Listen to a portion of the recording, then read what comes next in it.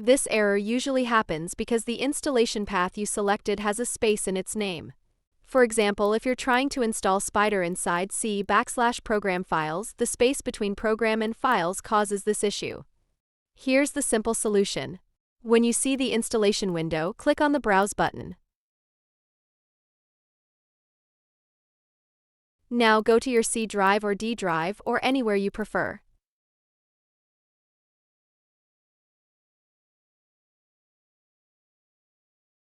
Inside that location, create a new folder. For example, name it Spyder.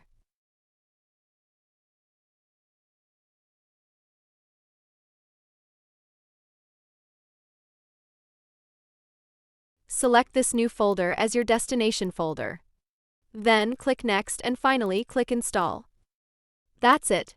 By choosing a folder without spaces in its name, the error will disappear and Spyder will install successfully.